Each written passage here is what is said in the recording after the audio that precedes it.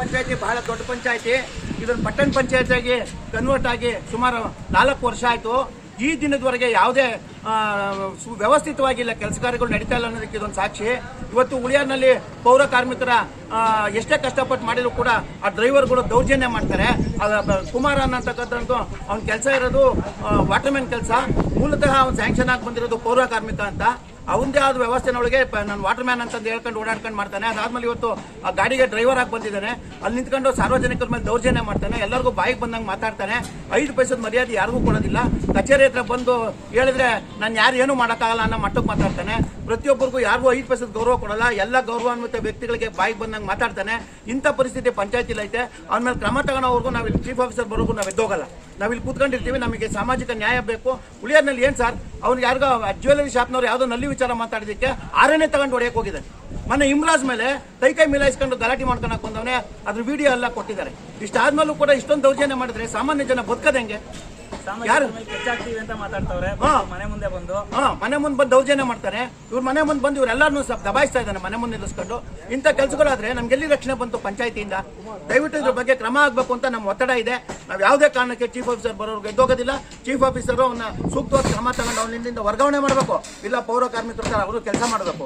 ಇಲ್ಲ ನಾವು ಕೆಲಸ ಮಾಡೋರ್ಗೆ ಯಾವುದೇ ರೀತಿ ನಾವು ತೊಂದರೆ ಮಾಡಲ್ಲ. ಅವರು ಎಲ್ಲರಿಗೂ ಗೌರವ ಕೊಟ್ಟು ಕೆಲಸ ಮಾಡೋಂಥದ್ದು ಅವ್ರ ಜವಾಬ್ದಾರಿ ಇದೆ. ನಗರನ ಸ್ವಚ್ಛವಾಗಿ ಇಟ್ಕೊಳ್ಳೋಂಥ ಜವಾಬ್ದಾರಿ ಇದೆ.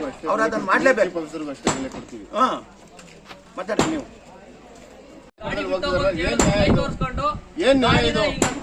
ನೀವ್ ಹೇಳಿದ್ರು ಹೋಗ್ತಿಲ್ವಲ್ಲ ಸರ್? ಹತ್ರದಲ್ಲಿ ನೀವು ಹೆಂಗೆ ಗಾಡಿ ಕಳಿಸ್ತೀರಾ ನೀವು? ಅವ್ನು ಯಾರು ಟಚ್ ಮಾಡಿದ್ರೆ ಏನು ಕತೆ? ಅವ್ನು ಆಯ್ತು, ನೀವ್ ಯಾರು ಅವ್ನಿಗೆ ಒಬ್ಬರಿಗೆ ಆದಿಲ್ ಬೀದಿಲ್ ಹೋಗೋರು ಟಚ್ ಮಾಡ್ದ ಅವ್ನಿಗೆ ಏನೋ ಅನಾಹುತ ಆಯ್ತು, ನೀವೇನು ಪರಿಹಾರ ಏನಾರು ಕೊಡ್ತೀರಾ ಪಂಚಾಯತಿಯಿಂದ? ರೆಸ್ಪಾನ್ಸಿಬಲ್ ಯಾರು ಪಂಚಾಯತಿ ಆಗ್ತೀರಾ? ಸ್ಪ್ರೇ ಮಾಡುವಾಗ ಹಿಂದ್ಗಡೆ ಬೆಂಕಿ ಹಚ್ಕೊಂಡು ಒಬ್ಬನಿಗೆ ಕೈಯೆಲ್ಲ ಸುಟ್ಟೋಯ್ತು. ಅವನ ಮೇಲೆ ದಬಾಯಿಸ್ಕೊಂಡು ಹೋದ್ರು. ದುರ್ಗಮ್ಮ ಗುಡಿ ಹತ್ರ ಒಂದು ಕಾರಿ ಹೊಡೆದ. ಅವತ್ತು ಕೂಡ ಎಲ್ಲರೂ ಕಾಂಪ್ರಮೈಸ್, ಊರಿನ ಜನ ಎಲ್ಲ ಸಹಕರಿಸಿದ್ರು. ಊರಿನ ಕಸ ಸಾಗಿಸ್ತೀರಾ? ಸರ್ ಅವ್ನ ಡ್ರೈವರೇ ಸರ್, ಅವನು ಪ್ರೊಫೆಷನಲ್ ಡ್ರೈವರ್ ಆದ್ರೆ ನೀವು ಮಾಡಿಸಿ ನಾವು ಬೇಡ ಅನ್ನಲ್ಲ.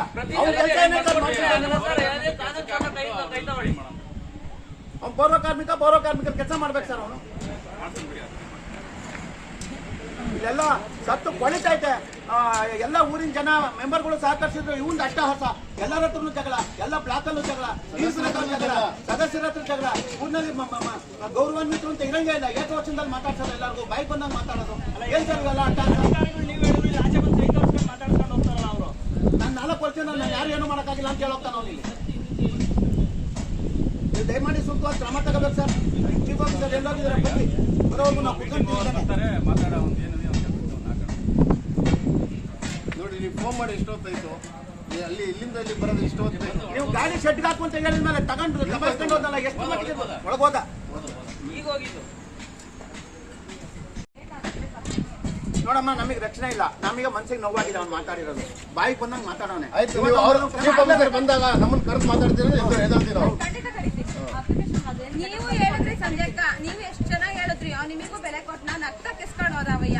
ಹೊರಗೆ ಬಂದ ನಾನು ನೋಡಿಲ್ಲ. ಅವನಿಗೆ ನೀವು ಎಷ್ಟು ನಿಧಾನವಾಗಿ ಮಾತಾಡಿದ್ರಿ. ನಿಮ್ಗೂ ಬೆಲೆ ಕೊಡ್ಲಿಲ್ಲ. ಅವ್ನು ಹಂಗೋದ. ನೋಡಮ್ಮ, ಇದು ನಿಮ್ ಸದಸ್ಯರದು ಒಂದು ಗೌರವದ ಪ್ರಶ್ನೆ ಕಣಮ್ಮ. ನಿಮ್ ಬ್ಲಾಕ್ ಅಲ್ಲಿ ಇಷ್ಟೊಂದೆಲ್ಲ ಅವ್ರ ರೌಡಿಸಮ್ ಮಾಡ್ತಾರೆ, ಅಟ್ಟಹಾಸ ನಡೀತಾರೆ. ಅಲ್ಲ, ನಮ್ಗೆ ಯೋಚನೆ ಮಾಡ್ರಮ್ಮ, ನೀವೇ ಯೋಚನೆ ಮಾಡ್ರಿ. ನಾವೇನು ಸಣ್ಣ ಹುಡುಗರಮ್ಮ, ನಾವೆಲ್ಲ ಸೀನಿಯರ್ ಸಿಟಿಸನ್ಸ್. ನಾವು ನಾವು ನೀಟಾಗಿ ಇಟ್ಕೋಬೇಕು. ಬೆಂಕಿ ಹಾಕಿ ಬರ್ತಿದ್ರು